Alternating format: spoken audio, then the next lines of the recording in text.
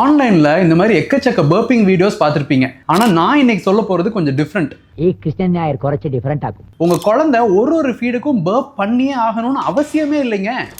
ஒரு குழந்தை எதுக்கு பர்ப் பண்ணுது அப்படின்னு பாத்தீங்கன்னா, யூஸ்வலா ஏர் நிறைய ஸ்வாலோ பண்ணிடுவாங்க. ஒரு பேபி ஃபீட் பண்ணும்போது அப்படின்னு வேகமா பால் குடிக்கிறாங்க இல்லையா, அப்போ அந்த மாதிரி குடிக்கும் போது அவங்க நிறைய ஏர் ஸ்வாலோ பண்ணிடுவாங்க. அந்த ஏர் தான் உள்ள இருந்து நம்மளுக்கு பர்ப்பா கேஸா வெளியில வருது. ஸோ இந்த ஏர் வந்து யூஸ்வலா ஃபீட் பண்ணி ஒரு 1 to 2 மினிட்ஸ்க்குள்ள முக்கால்வாசி பர்ப்பா வந்துடும். ஸோ குழந்தை ஃபீட் பண்ணதுக்கு அப்புறம் ஒரு 1 to 2 மினிட்ஸ் தோல்ல போட்டு அப்படியே தட்டுங்க. அதுக்குள்ள யூஸ்வலா பர்ப் பண்ணிடுவாங்க. அதுக்கு மேல அவங்க பர்ப் பண்ணலன்னா பிரச்சனையே இல்லை. நிறைய பேர் பார்த்தீங்கன்னா குழந்தை பர்ப் பண்ணலன்னா டென்ஷன் ஆயிடுறாங்க.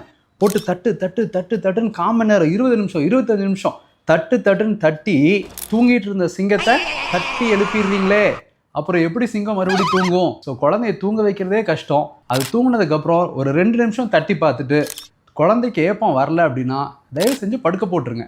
ஒரு சில குழந்தைங்க பார்த்தீங்கன்னா ஆரம்பத்தில் பர்ப் பண்ண மாட்டாங்க.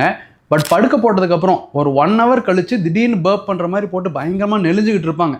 அவங்க இந்த மாதிரி டிஸ்கம்ஃபர்ட் காமிக்கிறாங்க அப்படின்னா அந்த டைமில் அப்படியே தூங்கிட்டு இருக்கும் போதே லைட்டாக அப்படியே மேலே தூக்கி அப்படியே தட்டி கொடுங்க. ஆட்டோமேட்டிக்காக பர்ப் பண்ணிடுவாங்க. இப்போ இந்த ஸ்பிட் அப்ஸ் அப்படின்னு சொல்லுவோம், அதாவது ஜாஸ்தி கதக்கிற குழந்தைங்க, இவங்களுக்குமே பார்த்தீங்கன்னா அந்த 1 to 2 மினிட்ஸ் ஒரு மேக்ஸிமம் 5 மினிட்ஸ்க்குள்ளே பர்ப் வந்துடணும்.